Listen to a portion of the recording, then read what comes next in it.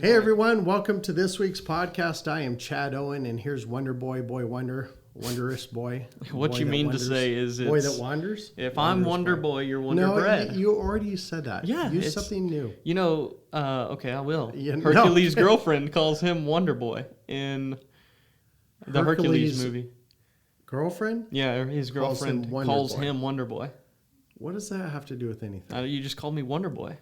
You are not Hercules. I've seen you try and lift things before. You are not even close to Hercules. Oh, man. You Hercules. Yeah. There you Okay. go. Okay, so painful. let's get... This is so bad.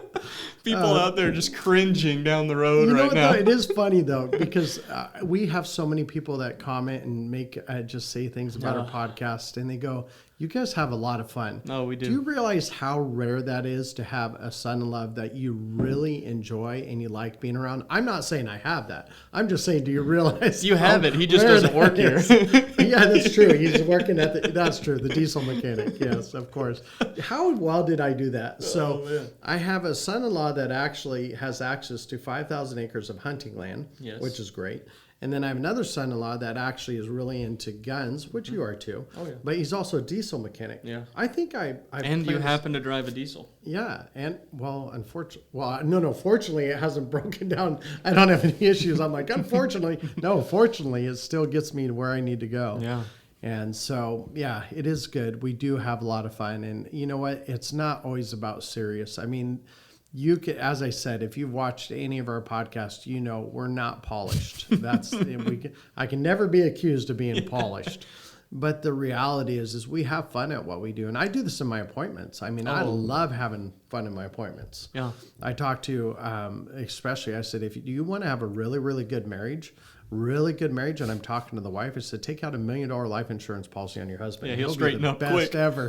So, okay, what are we talking about today? Oh, man, we got a couple of things. Well, first I want to talk about the idea of getting emotionally attached to a sale, getting emotionally attached to a deal. You know, we talk about that periodically, but I want to bring that back up again. And I also want to talk about the importance of being robotic in your process, and not robotic from the standpoint of it's drab and kind of dull, but robotic in that it is very much a system.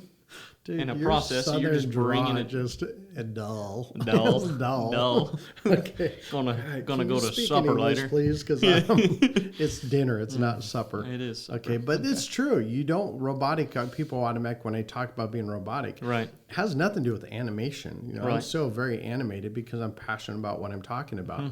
I'm robotic in the I'm going to say this, and I'm going to say this, and I'm going to say this, and that's mostly in the fact finder process. Right. You know, the actual mini fact finder and the actual fact finder, it's very robotic. When I'm explaining the product and how it works, that's robotic. But when I'm talking about the solution to the problem, that's not robotic because everybody's problem is different.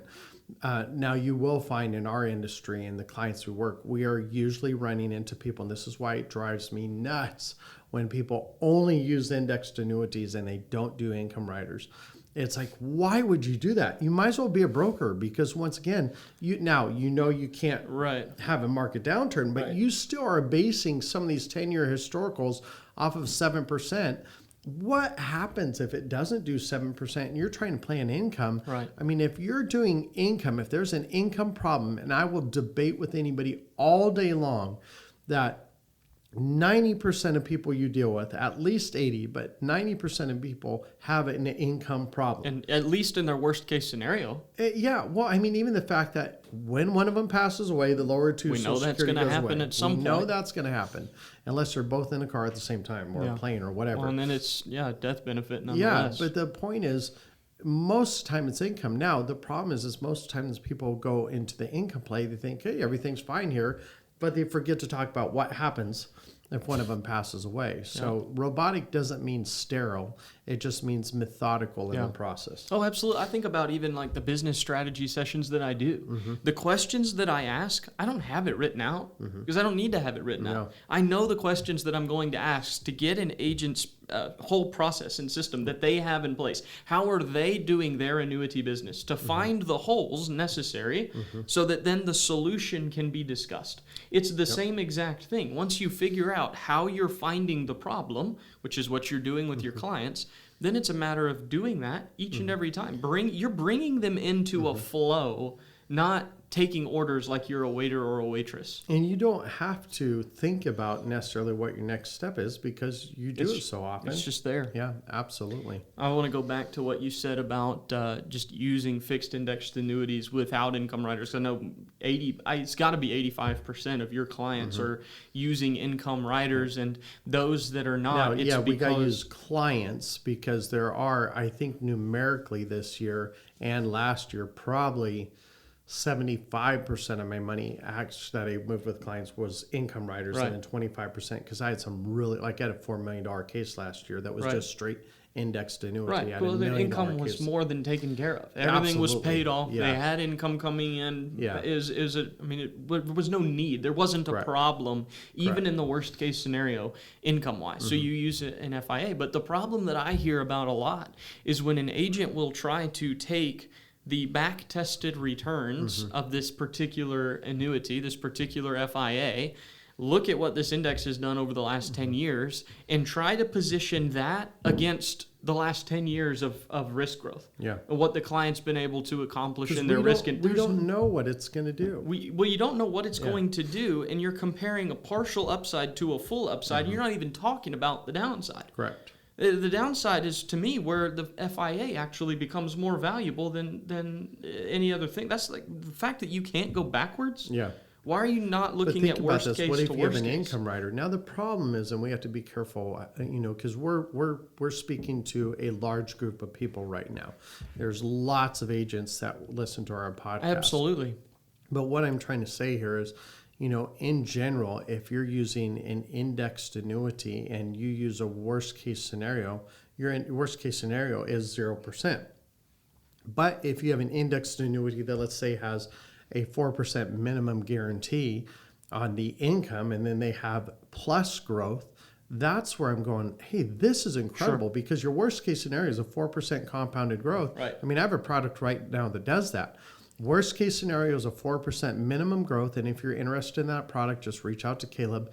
You do have to be contracted through us because it is a very difficult product, very difficult situation to get because there's not that many that have access to it. But that being said, my worst case scenario, how I present it, is the 4% minimum guarantee on that income benefit base, period. That's a worst case scenario. Right. Then if the market does well, hey, you've got the plus added for the index growth. Now, of course, there's a time frame on how long that 4% is guaranteed for, but the index growth, when you're building that, when you have a 7% return and a 4% plus 4% on the benefit base, that's huge. Absolutely. But if the market does nothing, zero, you still have the 4%. So when I'm presenting it to them, I always use, hey, here's your worst case scenario. Let's plan everything off the worst case scenario. It's that 4% minimum guarantee on that benefit base. And that's what I love. Now, if it does better, then they can do more. But worst case scenario, this is what you would be at. Right. And I love that. Now, because when you use some of the income annuities and they have a 7% roll-up rate or whatever, the problem is when you get to that point of activation, that's all that person's getting. So 2 years later, you activate it.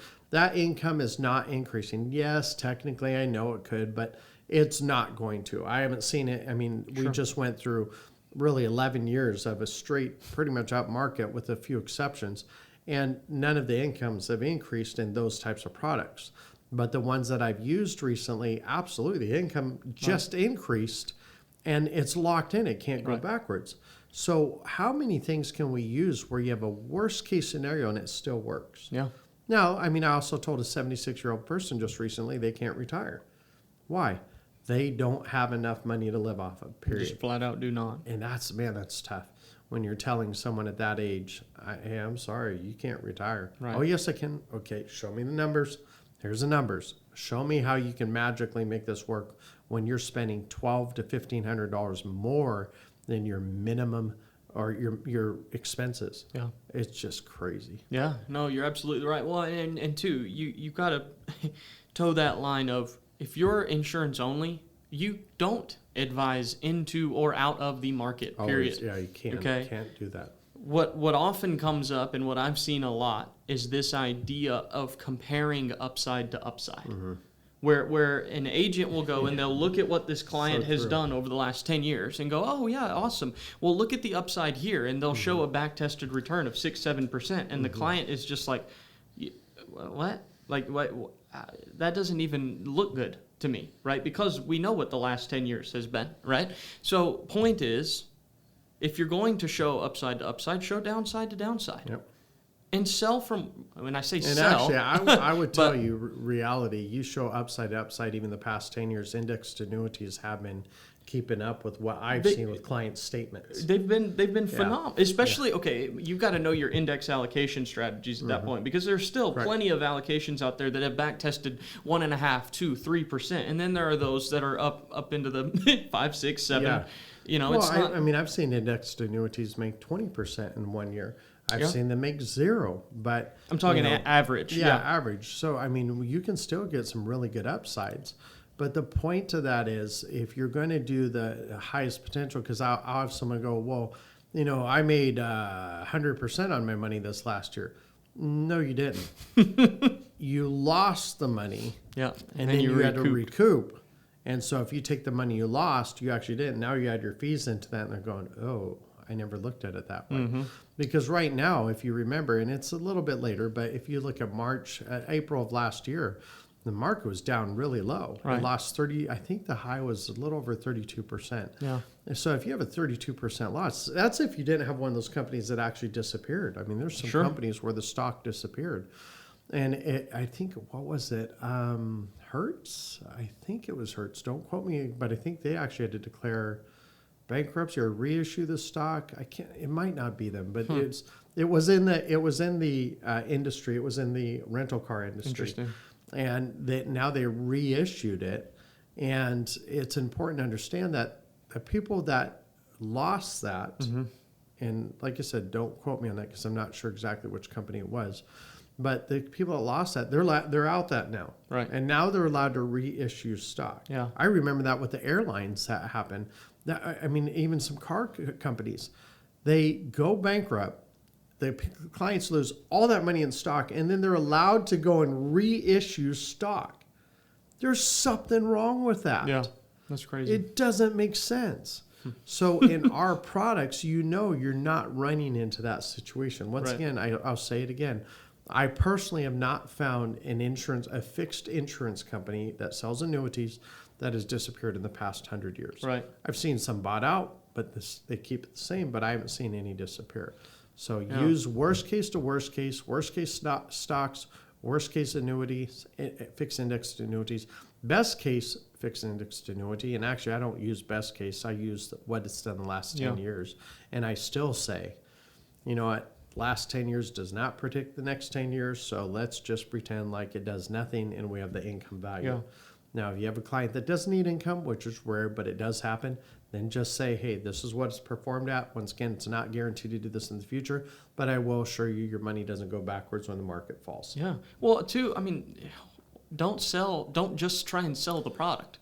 You know what I mean? Find the problem and explain how the product is the solution. Correct. Because an FIA versus the market, sure, there are similarities, but there are vast differences. Yes. Vast differences. One may be able to whatever. The other may be able to whatever. The point is... What is whatever? They do different things, is the point. Good. Yeah, they do different things. Point is, if you don't know what the problem is, all you're going to be doing is trying to show how somehow, some way, this product is better than their investments that have grown their money or lost their money or whatever that's been for their situation. When you know the problem and you have selected a product based on how that is the solution, then you can focus on that and not just the why this product is somehow better than what they're in. It's about finding the problem, show them the solution, and when you can do that, you'll be able to get out of all the weird stuff with the upside versus upside, downside versus downside, this versus that type thing that a lot of times agents fall into. Well, when you think about it, the indexed annuity or the fixed annuity is the only thing that can take away the market uncertainty. Yeah. Other than cash at a bank or CD. But when you're talking about something that actually has better than a 1% return. I mean, the CDs, I don't know if you've checked them lately, but they're not they're good terrible. at all. And so even the fixed annuities will beat a CD. Yeah, and those are not very good right now either. Yeah. Well, they're not too bad. I mean, 3% on a 5-year, that's not too bad. Yeah, that's high end though right now. That is high end, Yeah, of course but- it is. But, you know, once again, what's a high end in a bank right now? Yeah. 1.8, you know? Fair.